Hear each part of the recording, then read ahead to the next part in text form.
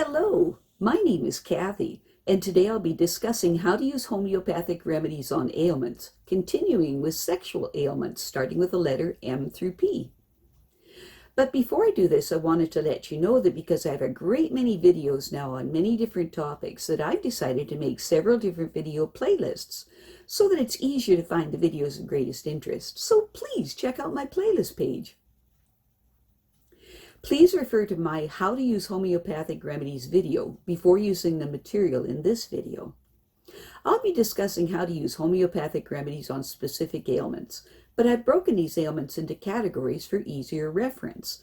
I'll begin with ailments of the mind and emotions, then I'll move on to ailments of the brain and nervous system. Then I'll address issues that are skin, nails, hair, eyes, ears, nose, teeth, gums, lungs, respiration, heart, blood circulation, muscles, bones, joints, esophagus, stomach, duodenum, small and large intestine, liver, gallbladder, and pancreas, kidney and bladder, then ailments specific to women and specific to men, then issues of the hormones and the metabolism, infections, infestations, the immune system, then issues surrounding fertility, pregnancy, childbirth, postnatal problems, homeopathic remedies that address the special problems in infants, ailments and diseases in childhood, and special issues of adolescence, and finally, special issues of the elderly. Constitutional treatment involves treating the totality of the individual person. Everyone is a unique individual with a unique physiology that responds to substances differently.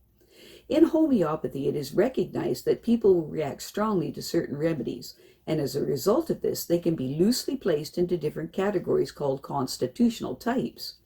Homeopaths talk of, for example, phosphoric types. These are people who react strongly to phosphorus. Or arsenicum album types, those who react strongly to arsenicum album. The belief is that people of one type share similarities in terms of body shape, character, and personality, and the sorts of diseases from which they suffer. As an example, Natrum people tend to be pear-shaped, have a dark complexion, be fastidious and rigid in personality, and keep themselves to themselves. They also crave salt and suffer from constipation. As another example, lycopodium types tend to be tall, ganglion, of a stooped appearance, with an anxious expression and a craving for sweets and a propensity to produce intestinal gas. Now, of course, constitutional types have their limitations. In reality, each person is an individual, and so there are as many constitutional types as there are human beings, and an account must be taken of the sum total of the person's inherent predispositions, past illnesses, diet, general reactions to the environment, intellectual and emotional features, and general attitude towards life. This is what is meant by constitutional treatment. I'll be making detailed videos of the various constitutional types after I've completed the use of homeopathic remedies on ailments. The ideas, procedures, and suggestions in this video and all my homeopathic videos are not intended as a substitute for the medical advice of a trained health professional. Consult your physician before adopting the suggestions in this video. If you're pregnant, do not attempt these techniques without the approval of your physician. So let us continue with learning how homeopathic treatments can help with sexual ailments, starting with the letters M through P. Erection, orgasm, and ejaculation are reflexes, but there is nothing automatic about them. They can be helped or hindered by thoughts and emotions, and they can be helped by trust, relaxation, and fantasy. Guilt, sexual taboos, and fear of inadequacy can hinder them even when all the right sensual stimuli are there.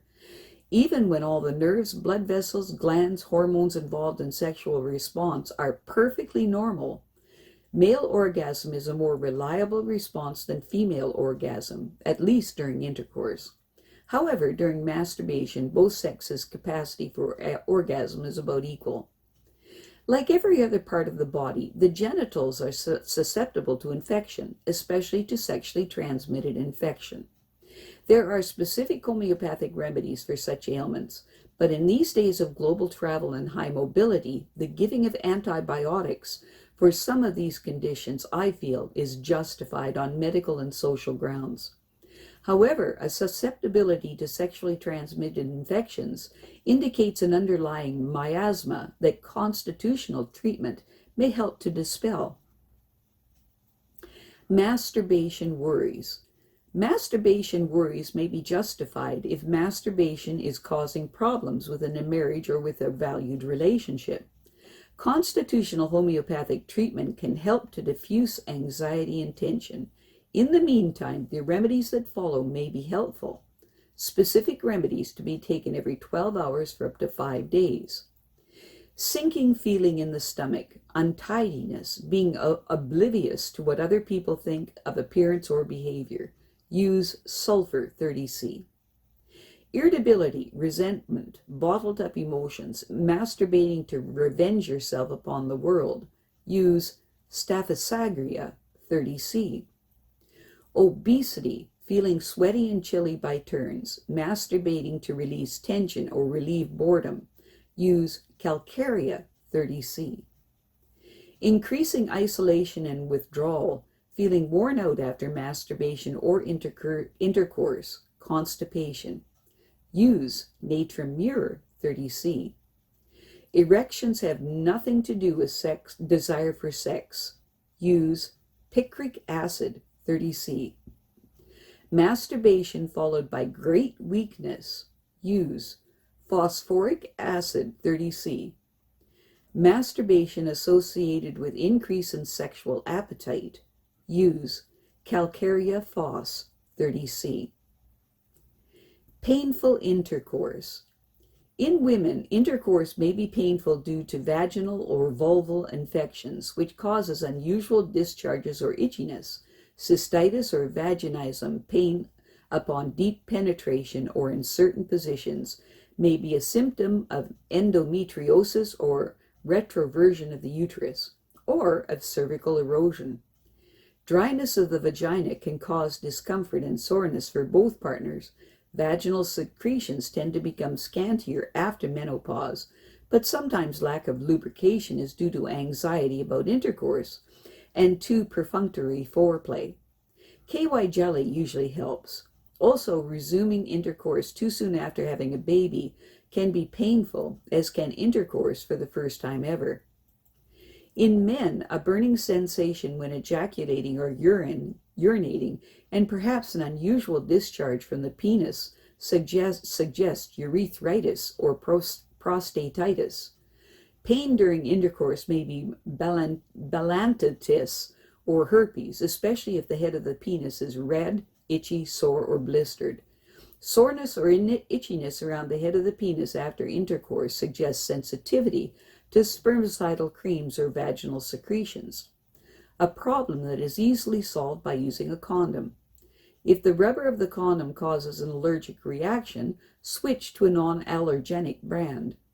Occasionally, the tip of the penis may be irritated by friction against the trailing threads of the partner's IUD.